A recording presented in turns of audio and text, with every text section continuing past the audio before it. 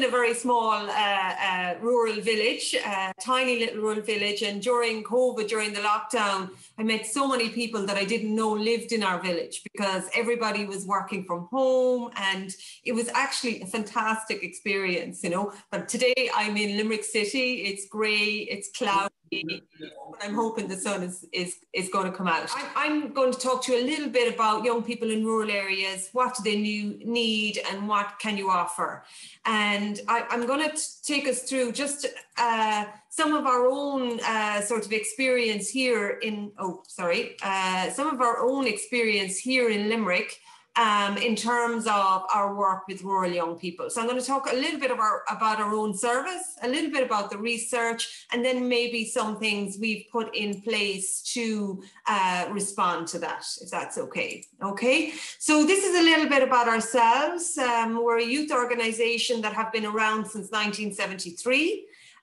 We're part of a national federation. Some of you will be familiar with Youth Work Ireland, and so there's 21 services nationally that are part of that federation. And I suppose from the point of view of Limerick Youth Service, we kind of have three strands to our work. We work in the area of youth work support services and programs. We deliver a range of education, training and employability initiatives. And we have a number of developed a number of kind of facilities around Limerick City and County. And our mission is connecting with young people and supporting them to reach their full potential. So this is us. This is where we, if you see the map there down on the right-hand side of the screen, this is that darker green area is the area we work in. And I suppose there's one large urban, well, relatively large in terms of Ireland, urban area, Limerick City. And the rest of, once you move outside Limerick, you have towns, you have small villages, but it is essentially a rural area, okay? So as a youth service, I suppose we are very much kind of operating within a national policy context, but also within a European policy context. And the kind of two sort of policy pillars within Ireland are, there's a national framework for children and young people, which is called Better Outcomes, Brighter Futures. Now, you'll note there it goes 2014 to 2020. That actually hasn't been updated since, so we're all still operating out of that framework. And the second kind of key policy document for us is the National Youth Strategy, which operates within a similar time frame. And there's sort of 5 national outcomes spread across both of those kind of policy frameworks. So you can kind of see them there at the end: active and healthy physical and mental well-being, achieving full potential in all areas of learning and development, safe and protected from harm, economic security and opportunity, and connected, respected and contributing to the world in which we live.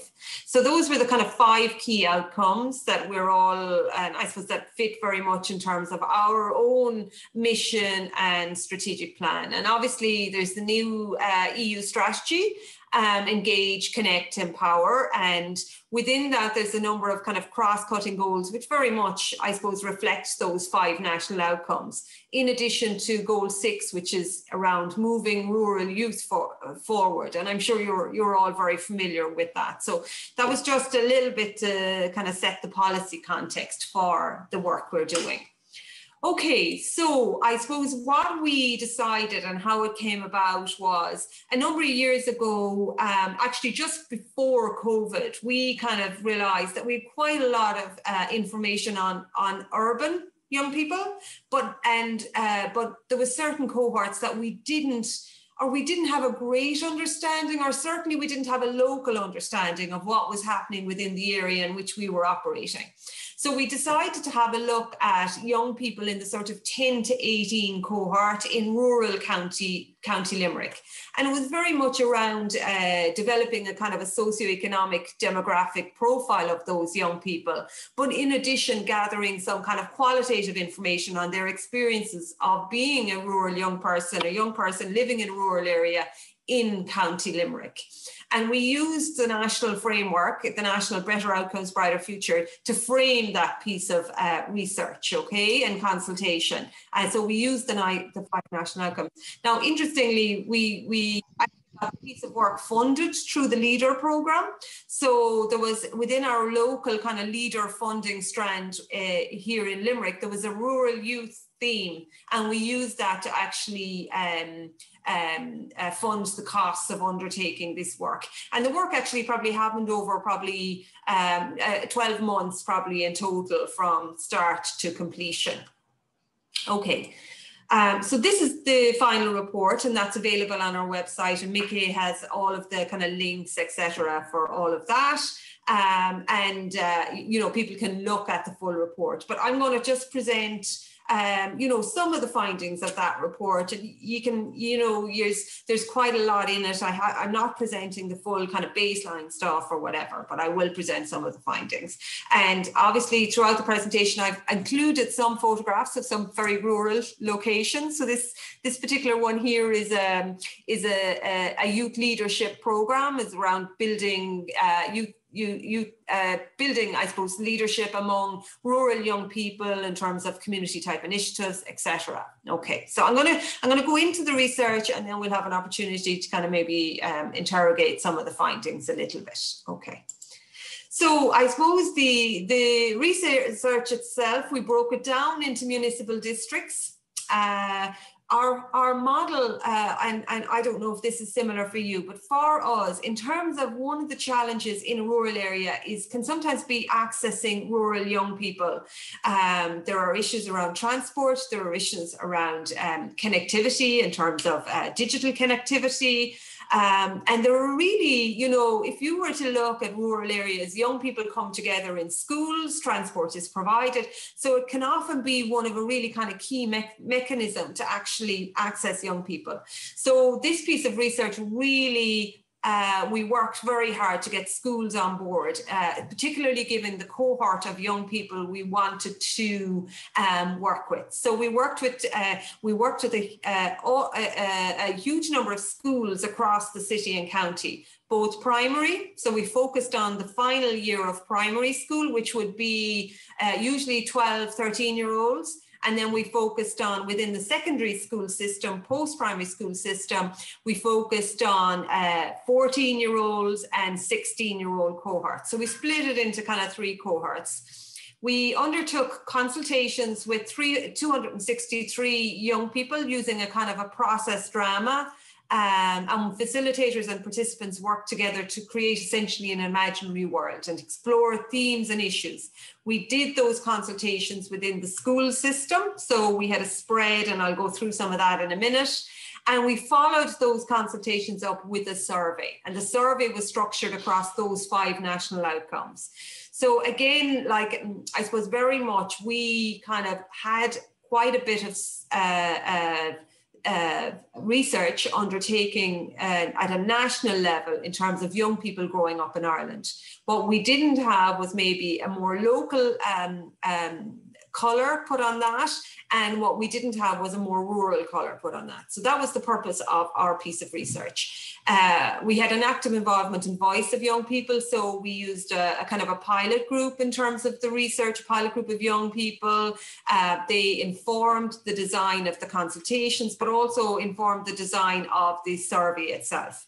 And we engaged in a collaborative process around this. So one of the things for us is that within Ireland, there can be, sometimes there's quite a few organisations that are kind of maybe overlapping in terms of their work with, or in terms of services, etc. And we wanted to ensure that we got a kind of very broad partnership in the development of this project. So in terms of ourselves, we had involvement from education and training boards. We had involvement from the Children and Young People Services Committee.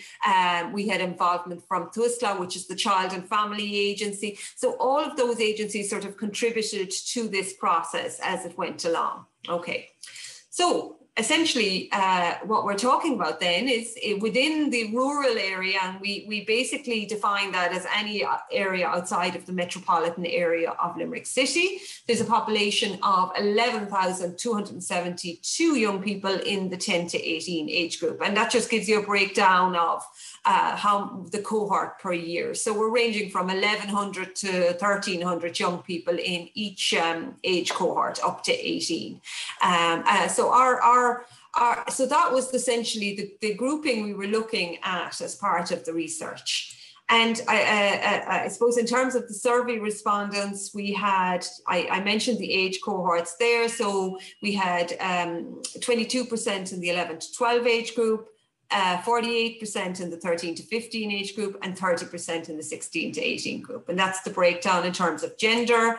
That's the breakdown in terms of gender outlined on the right-hand side. So males 38, females 58, and other, those defining themselves as other, as 3%.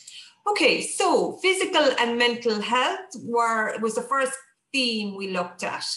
And I suppose this was very much, we were noticing was an emerging as a key theme. Now, this was just before COVID, okay? And this was emerging as a key theme, but for us in our own work. And we wanted to get some sense of how young people were and where they were at around that.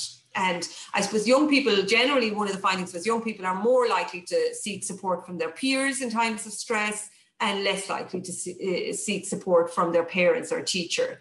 And you can see there, you know, the majority of young people would have identified that.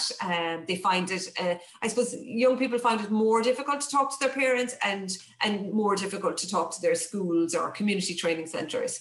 In addition to including mainstream schools, as we would call them within this process, we also identified some alternative education providers. So more providers for young people that may have exited the mainstream school system early. So we also included those cohorts within it. Young people as well were for the most part, were saying, yeah, I know what services are there if I need help. However, as was the case across this research, there is a cohort of young people who are struggling to a greater extent. 82% of the young people in County Limerick were satisfied with their life growing up in rural County Limerick. Now, I suppose 82% is quite a high figure, but we kind of went, okay, 18% are not. And 18% of young people were saying, no, I'm not satisfied with this. Young people were identifying for the most part that their general health was good, okay? So we looked at, I suppose, there was a whole range of physical, and I've just taken the kind of highlight findings out of this, but you know, within the report there's more detail. Young people indicated for the most part that they get enough opportunity to take regular exercise and are physically active. That was higher percentages among males than among females, and that would be reflected in general physical activity health or surveys and research. More than 68% report finding it easy to make friends and, you know, do well on that kind of socialization spectrum. We then looked at things like alcohol, smoking, other drugs. So we found that, you know, there's young people would like help to stop, reduce, or avoid smoking, alcohol, and other drugs. So young people were themselves saying, yeah, I'd like some more information around how I don't do that, or how I can reduce it, or how I can stop my drug use, or my smoking use, or my alcohol use. There was a general sense among second year and fifth year young people. So that would be essentially 13, 14-year-olds and 16, 17-year-olds that drugs were easily available within their communities. And it was generally suggested that taking drugs could start around 13 to 14, though it was more likely from the age of 16 or 17. So that was some of the findings that came back in the research. Yes, so then we looked at, okay, where are young people in rural areas getting their information in terms of their physical health and their well-being? And 75% say, yeah, they're learning about that in school. Now, 18% are saying sometimes they are getting some information, and 6% are saying, no, they're not learning about that well-being through school. Okay, so the next theme we looked at then was learning and development. Like the findings were mixed here depending on the centre. Our general sort of experience across the research was the younger cohorts, you know, tend to enjoy school more, tend to engage more, tend to have a more positive experience as they engage with the school system. As young people get older, and again, this would be very much mirrored in terms of other research, their engagement can become more negative or more difficult. The experience of young people not in mainstream education is far less positive across all of the findings, okay? And the experience, and this is a theme coming out of minority groups, so young people identifying themselves as LGBTQ+, or young people identifying themselves as migrant or immigrant or ethnic minority, their experiences are certainly less positive across all of the findings. So you can have a look there in terms of those that, and that's broken down by age, gender, and educational setting. In terms of young people finding it easy to explore and learn about all the things that interest them, again, you'll see the majority of young people are saying yes, they're very positive around it, and you have small groups of young people saying no. If you look here, young people that identify as other are the grouping. Now that made up about 2.5% of the survey overall.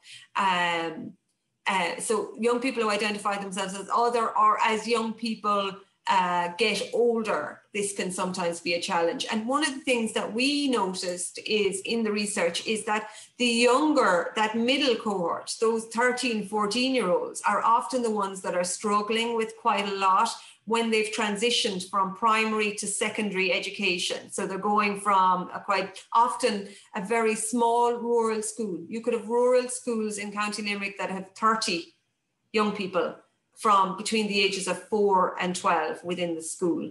And they may be going into a school with 1,000 young people. So that transition did throw up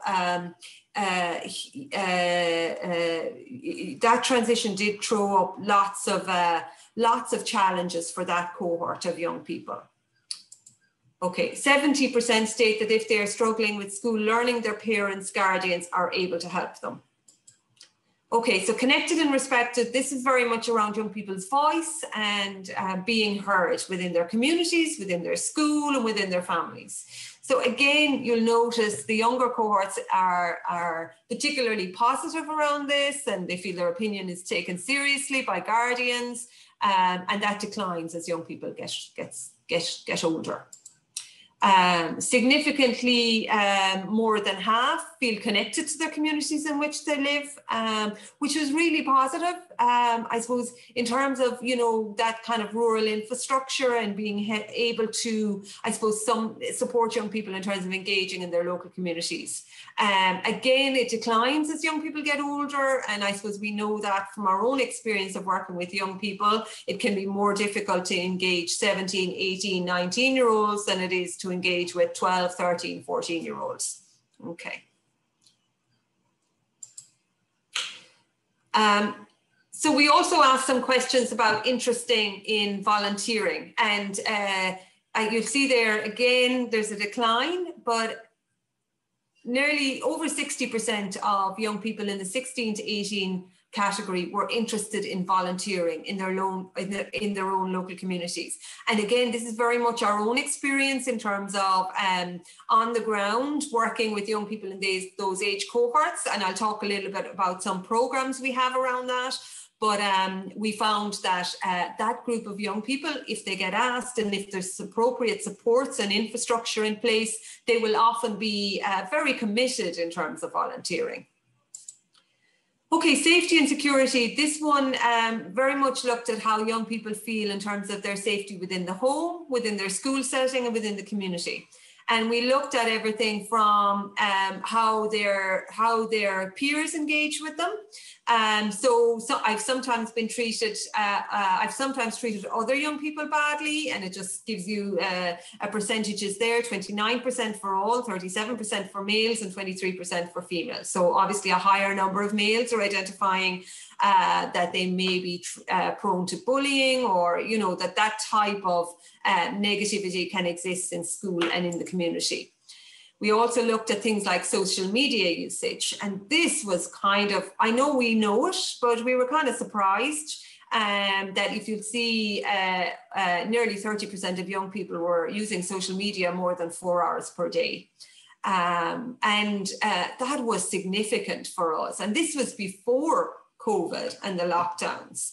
So before, you know, before that, so if you looked at young people greater than 2 hours a day on social media, it's very significant. And obviously the percentage of young people who do not use social media or the internet is tiny. That for us, in both a positive and a negative way, suggested to us that, one, people are now getting a lot of their information from social media and from, you know, digital type platforms, and they were accessing a lot of their services through those means.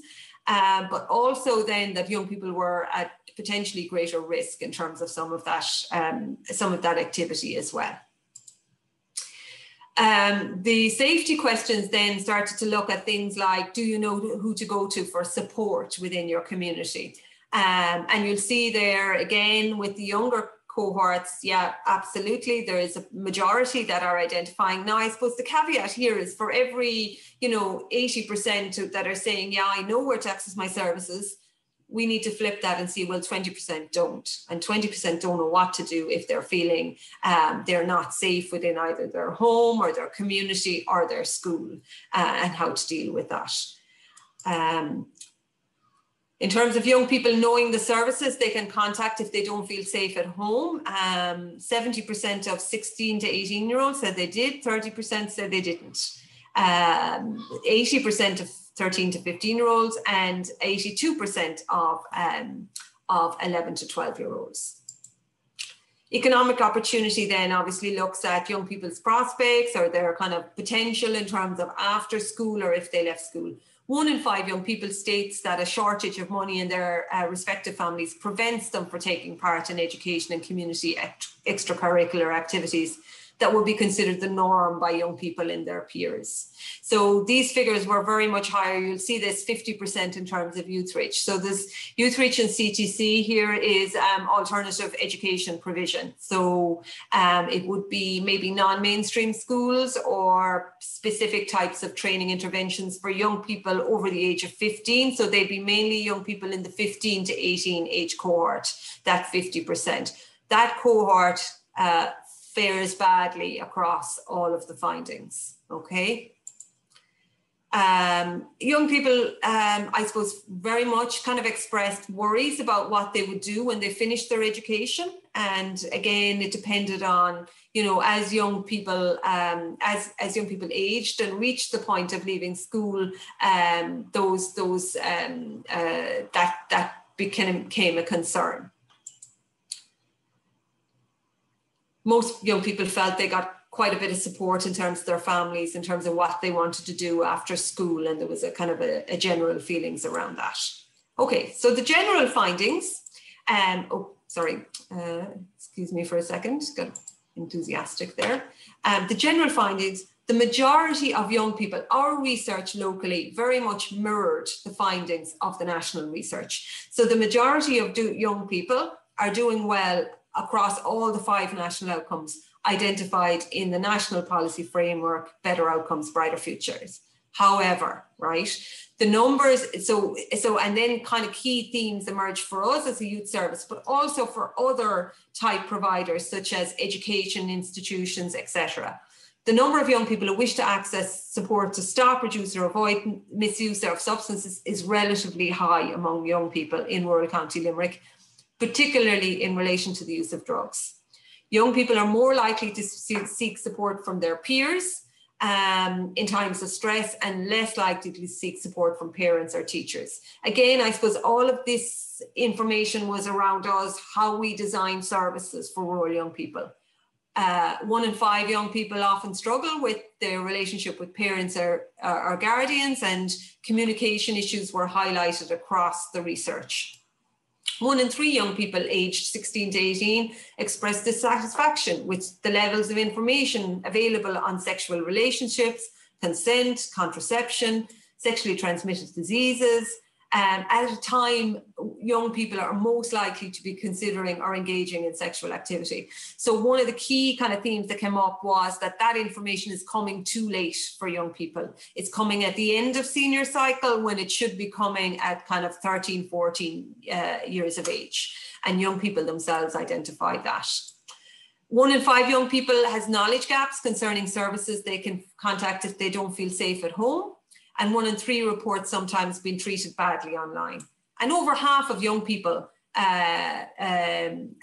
reported having been treated badly by teachers. Bullying and disrespect in school are considered problems, particularly during the post-primary junior cycle. So that would be in that kind of 13, 14, 15 age group, as opposed to the kind of 17, 18 age group. That for us is key as an organisation that works with young people in terms of, anti-bullying type programs, etc. So that was key for us. Almost half of young people attending second level school expressed concerns around the extent of which student councils represent themselves. So again, student voice within a school system was identified as being particularly weak. 1 in 5 young people said a shortage of money was affecting their ability to engage, and over half reported getting opportunities to volunteer in the community. And 2 out of 3 said they'd like more opportunities to do that. 1 in 10 said they don't have the resources to participate effectively. Youth clubs act as a welcome community-based learning and development opportunity for younger teens, but there appears to be a gap in terms of older teens. And we identified that ourselves. The 17 to 18, 19-year-olds are looking for something quite different. Almost half of young people said their career guidance within the school system was inadequate. Okay, so I suppose the general findings for us, and in terms of how we started to design service: rurality, rural transport, access to service, and the anonymity of being able to access services was seen as really crucial.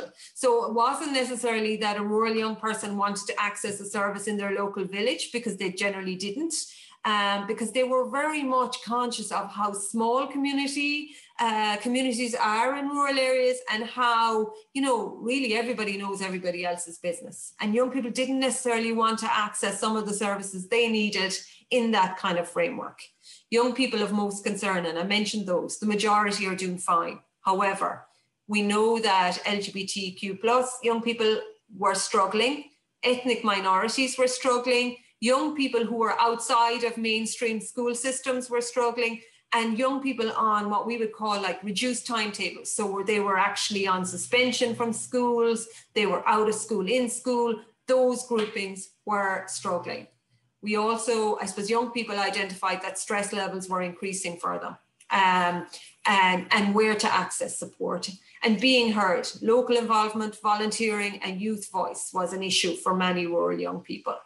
Okay, so there was a number of recommendations: anonymous quality supports and services that are accessible online by phone or phone messaging, reaching and supporting excluded and vulnerable young people and experiencing challenges, and supporting young people in terms of that positive communication and youth voice. Okay, so I suppose then we had to kind of have a look at what our responses were. Okay, and for us, I've just picked out a couple of projects. So this research came out at the, essentially it was launched a week before the first lockdown in Ireland. And I suppose that kind of changed things a little bit. But what we looked at was, okay, one of the things for us a key theme that emerged was around young people's mental health and support around that, and what could we do around it. So we have, you can see the little map there, the two little dots. We have 2 youth hubs in those areas. They're in rural locations, rural villages, with a catchment area, you know, of young people that can access those villages. We've developed 2 wellness rooms within those sites where young people can access online through a virtual space, psychotherapy type services and youth mental health supports. One of the things we noticed during COVID was that a lot of young people didn't have privacy within their own home, or they had very poor broadband and internet connectivity. So we looked at providing spaces within those communities, within our youth facilities in those communities, that young people could access virtual services. The initial rollout is around youth mental health supports and psychotherapy services, but we're also looking at a range of other services. I suppose the second initiative we developed under that was a digital chat service. And that's part of a national initiative where young people can chat in real time with qualified youth information officers in terms of queries or questions that might arise in terms of health or education or stuff like that. And they can do that from their phone. So those were sort of 2 responses we kind of put in place to allow young people to start to maybe access those services that rural young people were identifying they couldn't before. We also moved some of our LGBTQ supports online. And one of the things we noticed, we still do those in face-to-face, but we noticed that once we moved some of those online during the digital lockdown, we got huge numbers of young people starting to access those services from areas that we wouldn't have identified previously. So we're now moving forward with a much more blended approach to that service, and that will continue even post-COVID because that has worked in terms of a large number of young people. We also looked at, I suppose I mentioned that the majority of young people are doing well, but if you looked at the cohort that are struggling or maybe facing significant challenges, we looked at that cohort. And we looked at, I suppose, the development of focused youth work provision within a couple of sites. While all of our youth work provision is focused, there is a universal strand across it. But within these 2 areas, we looked at focused provision in the West Limerick area. So that's the west area of our service, and which has, within certain areas of it, has a high percentage of ethnic Irish travellers. So we look specifically at developing initiatives around those particular groupings. So we now have about 100 young people engaged in the project. About 50% are ethnic Irish travellers. We looked at East Limerick area where we had a number of young people that had been rehoused or have been moved from the city to locations in rural villages. And we're struggling to access services. And this was part of a regeneration process in the city, but it kind of had consequences for rural villages. So a lot of the young people, there was issues around being economically disadvantaged or substance misuse, or they were educated, or they were young people that were NEETs. So we developed a project there to focus specifically on that cohort of young people. And the other area we identified was that transition between primary and secondary, and the struggles that many young people had identified in those first couple of years in post-primary. So for those 13, 14, 15-year-olds, we looked at projects to support parents in terms of anti-bullying, socialization, coping skills, resilience, etc. And we're working with schools very closely around those. There's a video that you can look at our service. It's on YouTube, and I'm happy you can just click on the link there. I'm not going to play it now because I know I'm already over. So sorry about that. And yeah, that's it. Thank you.